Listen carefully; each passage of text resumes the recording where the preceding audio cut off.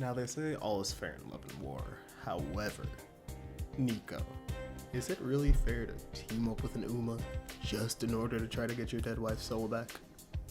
Really? With chapter 115 of Undead Unluck, I don't have too much to say about this chapter. I feel like it was a relatively self-explanatory one, not too much ridiculous stuff going on. We're continuing the situation that's ongoing. Andy versus Nico Vorgel, unforgettable. And yeah, got a little bit of developments in terms of Ichiko Namuri and her ideals and what she passed along to Nico. And we got some more developments in terms of this fight because the Grim Reaper is here. Let's get into it, baby.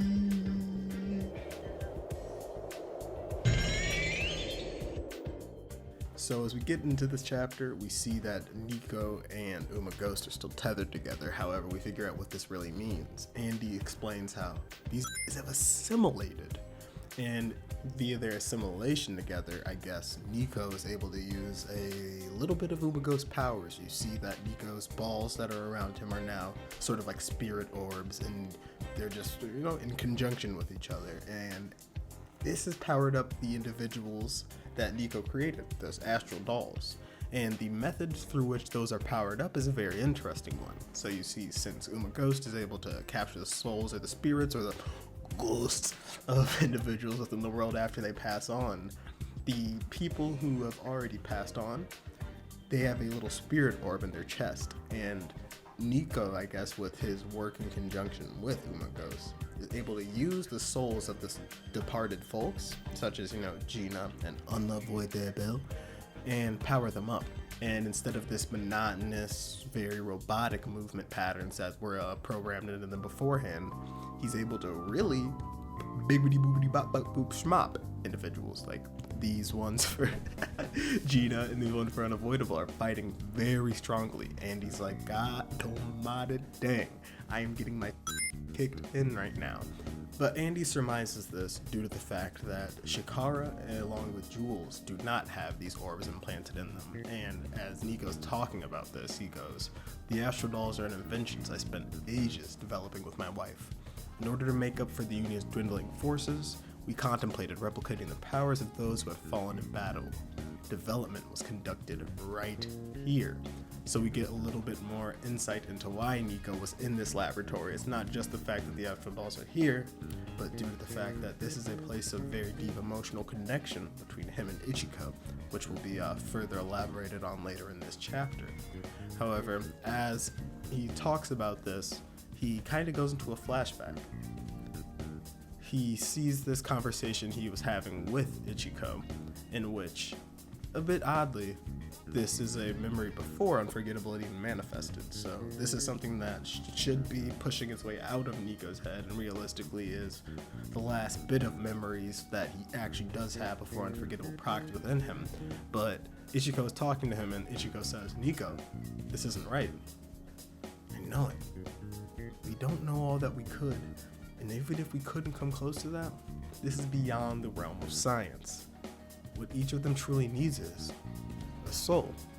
And that's why these bots are able to be powered up now, because through science, as new rules have been added to the world, Nico has gained the ability to implant souls within these individuals, which is very interesting, and it literally calls back to last chapter whenever Nico had said, that's not science, constantly seeking out new rules to understand and utilize them. Now that's the science zone. And we go into another flashback a little bit later. Ichiko's talking to Nico and says, you've been acting strange as of late, Nico. I mean, conducting research on souls? I told you that they're beyond the capabilities of science, didn't I?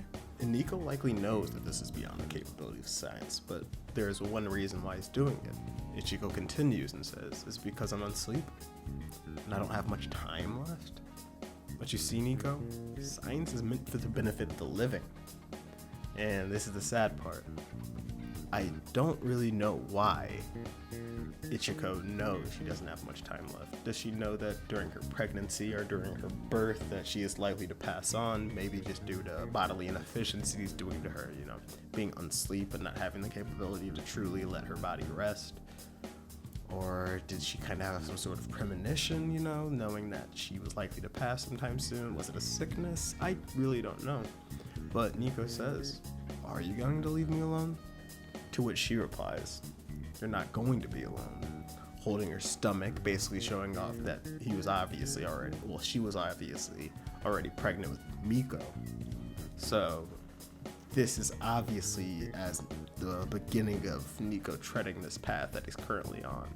This is where Nico started to search for, kind of like what Rip did. He's searching for any way to repair a situation which is technically unrepairable. He's never going to be able to fix Ichiko, but he's trying everything in his heart, obviously, to do so. He has created these astral dolls, which he's trying to create a perfect replication of human beings, even though it's for the sake of the Union and their dwindling forces.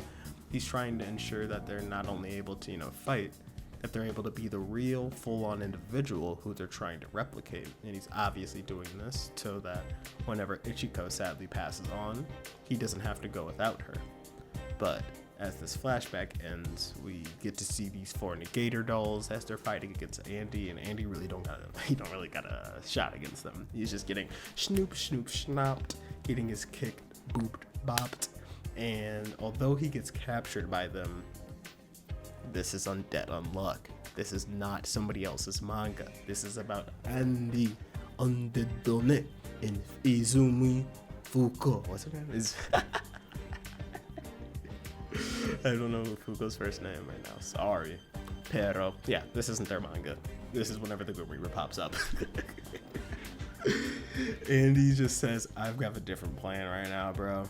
I see that you're suffering, Nico, and every time this lab gets destroyed, every time your inventions get destroyed, it causes you suffering. And this place is packed with a bunch of memories, isn't it? You wouldn't be able to keep yourself together without this place, because if you weren't surrounded by the memories you made with your wife, you would end up forgetting her." And I hate this dude, Andy. Andy's such a good guy. But he's literally the Grim Reaper right now. And throughout this entire chapter, Nico keeps procking up short, sporadic memories from his past and thinking about all the memories he's had within this laboratory, working on these exact inventions with Ichiko. But it obviously means the world to him that there's a place within his life that he can still, if not have those memories, you can get them evoked. You know how memory is. You listen to a song from your past and you'll feel like you get transported into a spaceship where you're 13 years back in the past and you're really able to see and feel all those memories which you held within that material or that object. And that's how that room is for Nico. He's able to really sense and feel out all those sort of memories, and that's why he loves to be in there. If he didn't have that place, he really may lose every single semblance of a memory that he has with Ichiko, as more memories can tend to not be forgotten within his head. But it doesn't matter. It doesn't matter. Andy's figured out what really hits home for him, and he pulls his arms out and goes double Kamehameha. It just blows up the entire laboratory after freeing himself. And although it doesn't do physical damage to Nico, I don't believe, correct me if I'm wrong, it didn't look like those 2 blasts were hitting him. It only looked like they were hitting the test tubes. You can see it quite literally hit Nico in the heart and still inflict some sort of physical damage to him, just because, as he was saying, this is the place that means the most to him. Without this entire area, he will never be able to fully feel out who Ichiko was. He doesn't have any memories of her because after she passed on, he was tasked with being unforgettable. The great man. Kami really held my bro. But yeah, you see the astral balls which were around Nico. I say astral balls, but they're those little soul orbs which were kind of the work of the conjunction between Ghost and Nico. They kind of start, the astral part, the soul part, starts dissipating around them. So you do see that although there wasn't any physical damage done to Andy, there was real damage done to him. I mean, not Andy, Nico. So I wonder what this next chapter is going to be like. Obviously, we're just going to get the end of this fight realistically, but It was a good chapter of Undead Unluck. Was it the best chapter of Undead Unluck? No. Was it a bad chapter of Undead Unluck? Not even close. It was a dope one.